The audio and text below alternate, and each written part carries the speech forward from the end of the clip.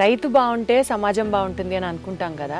Pesticides వాడకుండా, లేకపోతే పంట కోసం గ్రోత్ ఎన్హాన్సర్స్ వాడకుండా సాధ్యమవుతుందా? ఖచ్చితంగా.